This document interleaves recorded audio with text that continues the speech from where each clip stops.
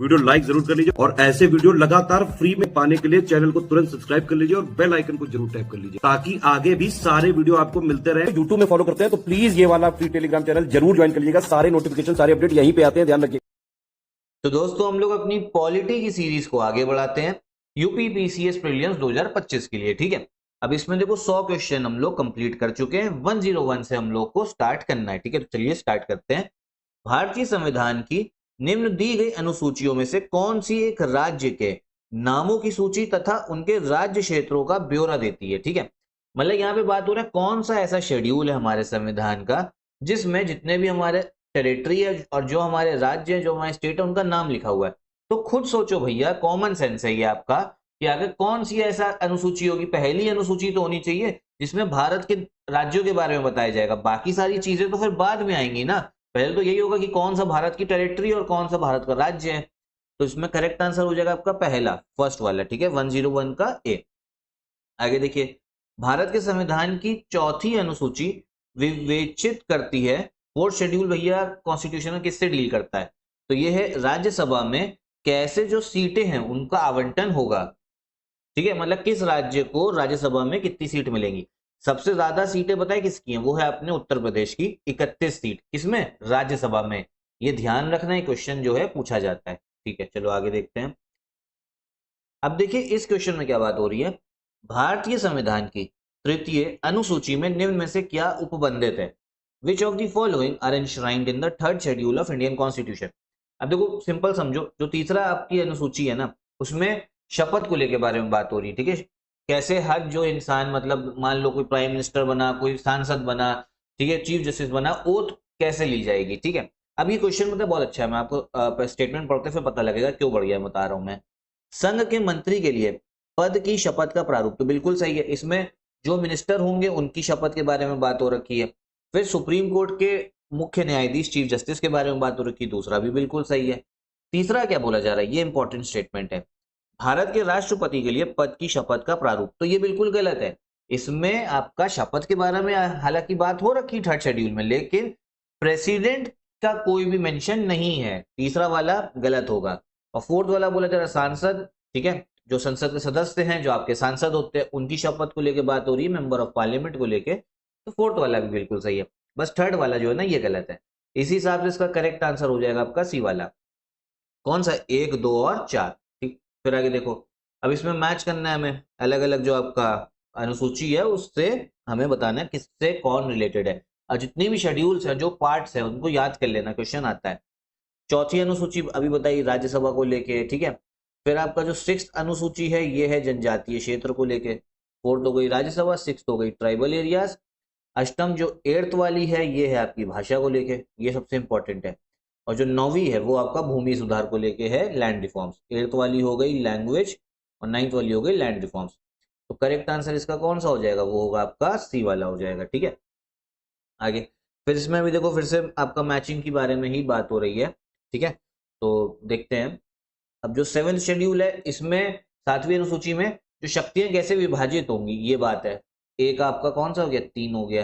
ठीक है, फिर 8th वाला जो है ये आपका भाषाओं को लेके है, बिल्कुल सही है। 9th वाला वैलिडेशन ऑफ सर्टेन एक्ट, और 10th वाला जो है दल बदल कानून, defection disqualification on ground of defection. ठीक है, 8वीं अनुसूची, इसमें भी देख लो हिंदी में भाषाएं। 9वीं कुछ अधिनियमों का विधि मान्यकरण, और 10वीं अनुसूची जो है दल परिवर्तन। तो इसका करेक्ट आंसर हो गया आपका सी वाला, 105 का सी। ठीक है, आगे देखते हैं हम लोग। इसमें बात हो रही है कोहेलो केस आपका निम्नलिखित में से किस संवैधानिक अनुसूची से संबंधित है? कोहेलो केस, तो ये संबंधित है 9th शेड्यूल से। देखो 9वीं अनुसूची ना, जो पहला अमेंडमेंट था हमारे संविधान का पहला, उसी में 9वीं अनुसूची जोड़ी गई थी, और ऐसे कानून रखे गए थे जिनकी न्यायिक समीक्षा नहीं हो सकती है। फिर कोहेलो केस में सुप्रीम कोर्ट ने बोला है कि नहीं, इसमें न्यायिक समीक्षा, जुडिशियल रिव्यू जो है वो हम कर सकते हैं। ठीक है, निम्नलिखित में से कौन सा विशेष समवर्ती सूची का है? ठीक है, कंकरेंट लिस्ट में आपका कौन सा आता है? तो क्रिमिनल मैटर, जो आपराधिक मामले है ना, ये कंकरेंट लिस्ट में आता है। ये तो पता है ना, 3 लिस्ट होती है, union list, state list, concurrent list. तो कंकरेंट लिस्ट में आएगा आपका क्रिमिनल मैटर। पुलिस किस में आता है? स्टेट लिस्ट में। रेडियो टेलीविजन ये यूनियन लिस्ट में आता है, फॉरेन अफेयर भी यूनियन लिस्ट में। ठीक है, शिक्षा जो प्रारंभ में राज्य सूची का विषय था उसे समवर्ती सूची में ट्रांसफर कर दिया गया था, स्थानांतरित कर दिया गया था, ठीक है। तो किस आपके संशोधन से करा गया है? 42nd amendment. कब हुआ है? 1976 में, ठीक है, 108 वाला। फिर 109 देखो, अब इसमें बोला जा रहा है कौन सा आपका सही मैच नहीं है भैया, ठीक है, कौन सा सही मैच नहीं है। तो देखो बात हो रही है यहाँ पे शेयर बाजार की, ठीक है, मतलब सॉरी, जो इसमें करेक्ट मतलब जो गलत है वो है आपका बी वाला, स्टॉक एक्सचेंज, शेयर बाजार। तो स्टॉक एक्सचेंज समवर्ती सूची में थोड़ा ना होगा, ये होगा आपका यूनियन लिस्ट में, संघ सूची में होगा, ठीक है।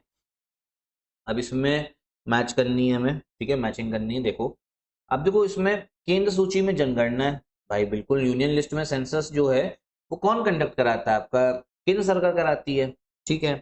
फिर बात हो रही है आपकी स्टेट लिस्ट के बारे में। स्टेट लिस्ट में आता है पुलिस और सार्वजनिक व्यवस्था। पुलिस और लॉ एंड ऑर्डर जो है वो किसका काम है? राज्य का है। फिर एक कंकरेंट लिस्ट में इसमें फैमिली प्लानिंग आती है, जनसंख्या नियंत्रण और परिवार नियोजन, मतलब पॉपुलेशन कंट्रोल और फैमिली प्लानिंग। फिर अवशिष्ट विषय में आता है अंतरिक्ष अनुसंधान, स्पेस रिसर्च, ठीक है। तो इसका करेक्ट आंसर आपका ए वाला हो गया। तो अभी तक देखो हमको एक चीज समझ में आ रही है, जितने शेड्यूल हैं, ठीक है, उसके बाद में जो आपकी लिस्ट है, union list, state list, concurrent list, भाई ऐसे इसमें बहुत सारे सब्जेक्ट दे रखे हैं, सब नहीं याद करने हैं। जो मतलब ऐसे समझ लो जो पीवाईक्यू में आ रखे हैं उन्हीं को बस याद कर लेना, ठीक है, उससे आपका काम जो है बन जाएगा। भारतीय संविधान की 10वीं अनुसूची किससे संबंधित है? तो ये है आपका एंटी डिफेक्शन लॉ, दल बदल प्रतिरोधी विधायन से, ठीक है, 10 शेड्यूल जो आपका संबंधित है। भारतीय संविधान की 7वीं अनुसूची के अंतर्गत संघ सूची में निम्नलिखित में से किसका उल्लेख नहीं है? मतलब इनमें से यूनियन लिस्ट में क्या चीज नहीं आती है? तो यूनियन लिस्ट में आपका गैस नहीं आता, बाकी सब यूनियन में। बैंकिंग केंद्र सरकार के अधीन, बीमा इंश्योरेंस कंपनी केंद्र सरकार, जनगणना भी केंद्र सरकार कराती है। गैस जो है ये है आपका किसमें? स्टेट लिस्ट में, ठीक है, किसमें? स्टेट लिस्ट में, ध्यान रखना, ठीक है। भारतीय संविधान की 7वीं अनुसूची के अंतर्गत राज्य सूची में निम्न में से किसका उल्लेख है? ठीक है, ये मोस्ट इंपॉर्टेंट क्वेश्चन है, आ चुके हैं पहले।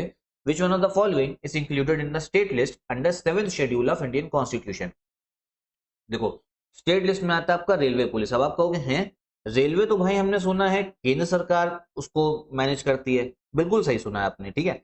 रेलवे जो है, अगर आपसे बोल लीजिए रेलवे, तो ये किस में आएगा? ये आएगा आपका यूनियन लिस्ट में। लेकिन रेलवे की जो पुलिस है ये आती है आपका स्टेट लिस्ट में। किस में आती है? स्टेट लिस्ट में। इसको याद कर लो, बहुत इंपॉर्टेंट ये आपका फैक्ट है, ठीक है।